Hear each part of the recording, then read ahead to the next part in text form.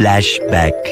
ഇന്നൊരു 6 kilometre run ചെയ്യാന്ന് കരുതി ഇറങ്ങിയതാണ്. എല്ലാ ഹൈ ഇന്റൻസിറ്റി വർക്കൗട്ടുകളും ചെയ്യാൻ കഴിയുന്ന ലെവലിലേക്ക് ഞാൻ എത്തിയത് ഒരു സുപ്രഭാതത്തിലല്ല. അത് കാണിച്ചു തരാനാണ് എന്റെ കഴിഞ്ഞു പോയ കഥകൾ ഞാൻ പറഞ്ഞു തരുന്നത്. അങ്ങനെ കോഴിക്കോട് ഡെക്കാത്തലോണിൽ നിന്നും മലപ്പുറം പാണ്ടിക്കാടിലേക്ക് ഞങ്ങൾ സൈക്കിൾ ചവിട്ടി തിരിച്ചു പോരുകയായിരുന്നു. ഞാൻ കഴിഞ്ഞ വീഡിയോയിൽ പറഞ്ഞ പോലെ നല്ല വെയിലുള്ള സമയമായതുകൊണ്ട് ശരീരം നന്നായി ക്ഷീണിച്ചു തുടങ്ങി. ഇതിന്റെ കൂടെ 2 കാൽമുട്ടുകളും വേദനിക്കാൻ തുടങ്ങി. ലെഗ് വർക്കൗട്ട് ചെയ്യാൻ തുടങ്ങിയിട്ട് 2 ആഴ്ചയിലായിട്ടുള്ളൂ. അപ്പോഴാണ് ഈ ലോങ് റൈഡ്. വേറൊരു കാര്യം കൂടി പറയാൻ വിട്ടുപോയി. അന്ന് 2019 ഡെക്കാത്തലോണിന്റെ സൈക്കിൾ റൈഡിന് പോയിട്ട് കിട്ടിയതാണ് എനിക്ക് ഈ സൈക്കിൾ.